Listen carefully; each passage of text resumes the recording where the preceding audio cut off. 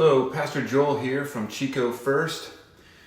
And Psalm 14 introduces us to someone who's called the fool. In verse 1 he says, "In his heart the fool says, there is no God." So fools disregard God. Fools live, think, judge, and make decisions as if God doesn't have any real effect on the world. Now I'm about to hurt some feelings here. But the definition of a fool in Psalm 14, repeated in Romans 3, includes every one of us. We all like to say we're on the wisdom side of things. But what Psalm 14 reminds us of is that one of the terrible things that sin does to all of us is sin reduces all of us to fools. And what's at the epicenter of that foolishness? It's a denial of the existence and the presence of God. Now you've got to stay with me. Not necessarily intellectual, not necessarily theological, but living as God doesn't exist, no matter what your theology is. Living in your marriage, living in parenting, living in your life with your money, living in your life of sex, as if God doesn't exist. 2 Corinthians 5:15 says that Jesus came so that those who live might no longer live for themselves. There it is. If I'm not living for God, my life itself is a denial of His existence, His authority, and my need of His grace in my life. You see, it's the existence of God that's the ultimate fact that gives fact to every other fact in the universe. Everything in creation, every creative thing ever done by human beings made in the image of God points to the existence of God. And you could argue that the four most important words in the Bible are the very first four words of the Bible. And it says, "In the beginning, God." If God is on site, then everything in the entire world changes. So the epicenter of foolishness is a denial of God at the street level where I live every day.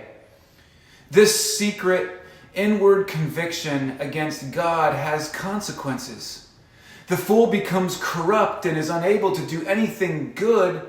Psalm 14:3 says that fools exploit the poor and needy for their own gain, consuming them like pieces of bread, verse 4 tells us in Psalm 14. But you see, the message is clear. The world is full of sinful fools. And if we're honest, that often includes you and me. In a world that consistently rejects God, you can see for yourself the type of corruption, oppression, and exploitation that exists. And we're foolish to think that we're not complicit in any of those systems.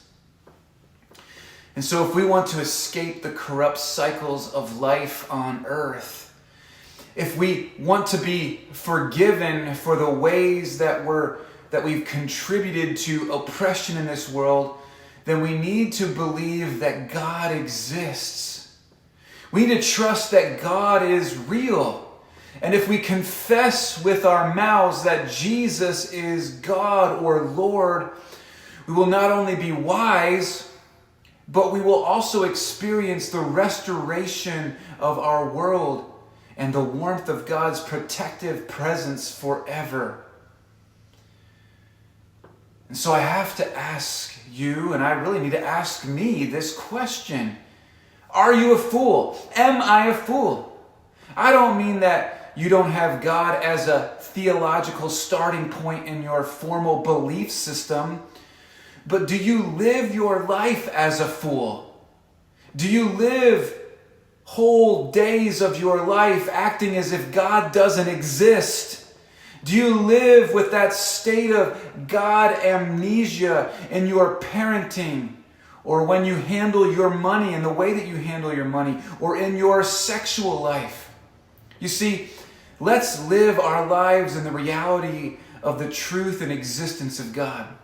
Let's bring God into every aspect of our lives and trust that He is good and that His ways are good. And that's what we see here in Psalm 14. That's what God is calling to us to, not to live our lives like the fool. God bless.